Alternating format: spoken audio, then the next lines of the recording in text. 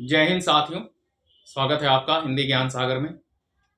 तो छंद का पाठ हमारा चल रहा था। ठीक है, आपको मैंने दोहा, सोरठा और क्या नाम है, बरवे पढ़ा दिया है।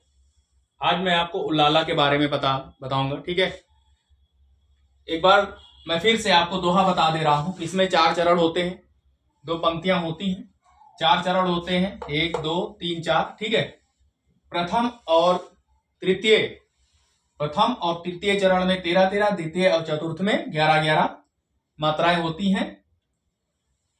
ठीक, सोरठा में इसका उल्टा होता है, दोहे का उल्टा होता है। मतलब इसके प्रथम और तृतीय में 11 होती हैं, जबकि दोहे में 13-13 होती हैं, और सोरठा में प्रथम तृतीय में 11-11 होंगी। इसके द्वितीय और चतुर्थ में 11-11 होंगी, जबकि इसके द्वितीय और चतुर्थ में 13-13 मात्राएं होंगी। तो दोहा को याद कर लीजिए। दोहा देखिए, दोहा ये छोटा है, इसमें 2 शब्द है, सोरठा ये बड़ा है, इसमें 3 शब्द है। तो जो सोरठा है उसमें कम मात्रा, जो दोहा है उसमें ज्यादा मात्रा। ऐसे भी करके आप समझ लीजिए। ठीक है, कि अगर दोहा पूछा जाएगा तो दोहा छोटा शब्द है तो इसमें ज्यादा मात्राएं आएंगी पहले वाले में। ठीक है, तो इससे आपको कंफर्म हो जाएगा, कंफ्यूजन दूर हो जाएगी और याद रहेगा। ठीक, तो 4 चरण होते हैं सोरठा में भी, और ये सब कैसे छंद है, अर्ध सममात्रिक छंद है। ठीक है, बरवे इसको भी मैंने पढ़ाया है। प्रथम और द्वितीय में 12-12, प्रथम तृतीय में 12-12, द्वितीय चतुर्थ में 7-7 मात्राएं होती हैं। और उल्लाला की बात करें तो इसके प्रथम और तृतीय में 15-15 और द्वितीय चतुर्थ में 13-13, यानी समान चरणों में जो है वो 13-13 और अर्धसम चरणों में 15-15 मात्राएं होती हैं। इसकी परिभाषा देखिए, यह मात्रिक अर्धसम छंद है। इसके प्रथम और तृतीय चरण में 15-15 तथा द्वितीय और चतुर्थ चरण में 13-13 मात्राएं होती हैं। तुक सम चरण में होती है। और एक चीज और नोटिस कीजिएगा कि दोहा, सोरठा, बरवे, उल्लाला ये चारों लगभग 2 पंक्तियों में आएंगे। ठीक है, लगभग ये मान के चलिए 99% ये आपको 2 पंक्तियां कहीं भी मिलेंगे। दोहा, सोरठा, बरवे, उल्लाला ये 2 पंक्तियों में रहेंगे। ठीक है, यहां मैंने कुछ उदाहरण दिए हैं। चलिए आपको मात्रा लगाना सिखा देते हैं। वैसे भी मैंने दोहा और सोरठा, बरवे में सिखाया था, उसी तरह मात्रा इसमें भी लगेगी। प्रथम चरण, द्वितीय, तृतीय, चतुर्थ। प्रथम और तृतीय में इसके 15-15 मात्राएं आएंगी, जबकि द्वितीय और चतुर्थ चरण में 13-13 मात्राएं आएंगी। तो चलिए शुरू करते हैं। ठीक है, आपको मैंने वर्णों का ज्ञान करा दिया था, लघु, ह्रस्व, दीर्घ सब बता दिया था, अनुस्वार और अनुनासिक बता दिया था कि किसके कितने मात्राएं होती हैं। तो चलिए स्टार्ट करते हैं। सब, यहां 1 मात्रा, 2। भांति, अब चूंकि देखिए ये चंद बिंदु लगा है, अगर ये लघु होता तो लघु ही माना जाता, लेकिन यहाँ ऑलरेडी क्या है, भा पे आ की मात्रा यानी दीर्घ पहले से ही है, तो चंद बिंदु लगने से उस पर कोई फर्क नहीं पड़ता, वो दीर्घ है तो दीर्घ रहेगा। ये ऐसा नहीं कि चंद बिंदु लग गया तो लघु हो जाएगा। ठीक है, तो ये दीर्घ है तो इसकी 2 मात्रा एस बना देंगे। और ती, भांति, अब ती क्या है, लघु है तो इसकी 1 मात्रा। ठीक, सुशासित, तो सु लघु वर्ण है, शा बड़ा शा में है तो ये दीर्घ हो गया। सित 1 मात्रा, ता 1 मात्रा, हो 2 मात्रा, जहां देखिए जा और हां फिर आ गया, देखिए दीर्घ है और ये चंद की बिंदी है, तो अगर ये दीर्घ पहले से है तो इसकी 2 मात्रा होगी। चंद बिंदु लगे या ना लगे उसका कोई फर्क, कोई अंतर नहीं पड़ता। तो चलिए इसकी 2 मात्रा लगा देते हैं, गिन लेते हैं। इसको 15 होना चाहिए। 1 2 2 4 5 6 2 8 9 10 11 12 13 14 15। अब इसमें 7 होना चाहिए। ठीक है, तो गिनते चलिए, मात्रा निकालते हैं। समता 1 1 2, के 2, सुख कर 1 1 1 1, नियम 1 1 1। अब इसको गिन लीजिए, 1 2 2 4 2 6 7 8 9 10 11 12 13 इसमें आ गए। ठीक, तो जब इसमें 13 तो इसमें भी 13 ही होंगे, इसमें 15 है तो इसमें 15 भी होंगे। ठीक है, ये और बात है, कभी कभी ऐसा होता है तुक मिलाने के लिए जो कभी होता है, वो कभी 12 का 13 बना देता है, 13 का 11 कर दे 13 का 12 कर देता है, 11 का 12 भी हो सकता है। वो बलाघात पर आधारित होता है, कभी कभी ऐसा होता है 1%, अन्यथा नहीं होता, तो उस पर आप ना जाइएगा। ठीक है, चलिए, बस उसी स्वशासित देश में, तो बस 1 मात्रा, उसी 1 मात्रा, ये 2 मात्रा। स्व, अब देखिए यहां पर स्व क्या है, संयुक्त वर्ण है। अगर ये पहले स्टार्ट होता है तो मैंने बताया था 1 मात्रा होगी। अगर इसके पहले स्व के पहले कोई भी लघु वर्ण आता है तो वो दीर्घ हो जाएगा, लेकिन कोई लघु वर्ण है ही नहीं है, शुरुआत इसी से हो रही है, स्टार्टिंग इसी से हो रही है, तो इसकी एक मात्रा। ठीक है, बड़ा शाह है, शासित तो दो मात्रा, इसकी एक मात्रा, ताकि एक मात्रा। स्वशासित देश दो मात्रा, इसकी दो मात्रा, इसकी ये एक मात्रा रहेगा, इसमें एक मात्रा है। ठीक है, देशा नहीं है, देश है।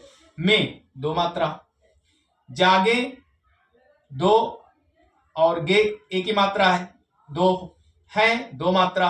जगदीश एक एक दो एक, हम एक एक। चलिए गिनते हैं, 1 2 3 2 5 6 2 8 9 10 11 12 13 14 15 इसमें आ गया, और 2 2 4 2 6 7 8 2 10 11 12 13 इसमें आ गया। यानी प्रथम तृतीय में 15 15, द्वितीय चतुर्थ में 13 13 मात्राएं, ये उल्लाला है। ठीक है, ठीक समझ में आया। चलिए ये लास्ट वाला बता दे रहे हैं, ठीक है, गिन करके। करते अभिषेक, चलिए इसको पढ़ दे रहे हैं, आप निकालते रहिएगा। हम जिधर कान देते उधर, हम जिधर कान देते उधर, सुन पड़ता हमको यही, जय जय भारतवासी कृति, जय जय भारत के मही। अगला देखिए, करते अभिषेक पयोद है, बलिहारी उस द्वेष की, करते अभिषेक पयोद है, बलिहारी उस वेश की, हे मातृभूमि तू सत्य ही सगुण मूर्ति सर्वेश की। तो चलिए निकाल देते हैं इसका भी। यहां देखिए, एक करते एक एक दो, ठीक है, इसकी एक, इसकी एक, इसकी दो एक, फिर एक दो एक, फिर दो एक, बलिहारी एक दो दो, उस एक एक, वेश दो एक, की दो, नीचे आ जाते हैं, हे दो, मातृ माँ पे आ की मात्रा है तो दो, अब यहां री की मात्रा है तो आ ई उ री मैंने बताया था ना, तो एक मात्रा लगेगी। मातृ री की मात्रा एक, एक लघुवर्ण।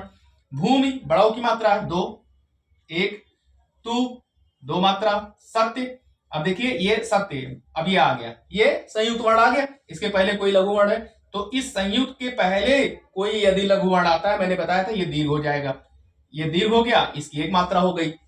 ही दो, ठीक है, सगुण एक एक एक, मूर्ति एक एक एक, यहां पर दो रहेगा, मूर्ति माँ पे बड़ाओ की मात्रा, और ये एक, सर्वेश एक दो एक दो।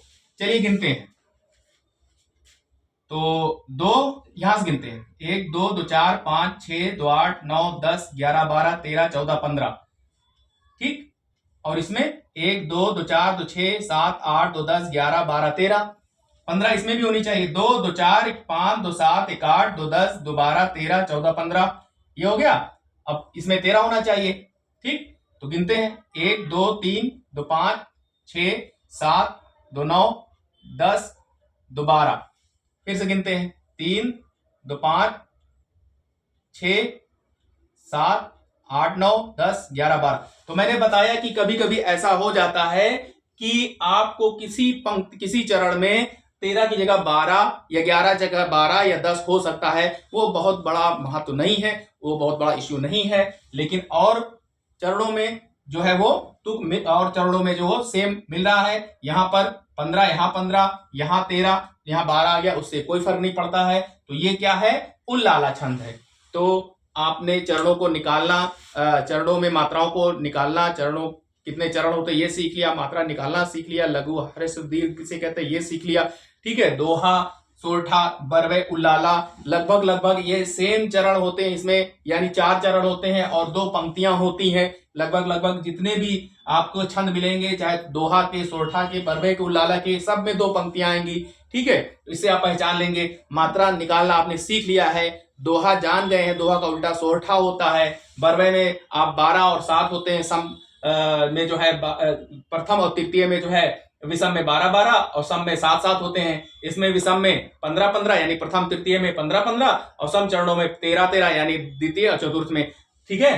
तो इसको आप नोट कर लें, स्क्रीनशॉट ले लें, और क्लास कैसी लगी आप जरूर हमें बताइए, आप हमें कहाँ से देख रहे हैं, और जो हमारे हाई स्कूल के बच्चे बच्चियां तैयारी कर रहे हैं उनके लिए बहुत लाभकारी है, ठीक है। वो किताब में नहीं समझ पाते हैं पूछते हैं कि सर ये मात्रा क्या होती है, ह्रस्व लघु दीर्घ क्या होता है, चरण क्या होता है, तुक क्या होता है। तो मैंने समझाया है वीडियो, आप हमारी जो है पुरानी वीडियो जो भी इसके पहले वाली है, दोहा सोरठा छंद चौपाई, तो वो देख लीजिए, आपको 100% समझ में आएगी। ठीक है, और आपको मात्रा भी समझ में आएगी, कैसे मात्रा निकाला जाता है। तो आई होप, आशा करते हैं कि आप जो है समझ गए होंगे, और वीडियो को लाइक करना ना भूलिएगा। तो सभी लोगों को जो है हृदय से धन्यवाद। जय हिंद, जय भारत।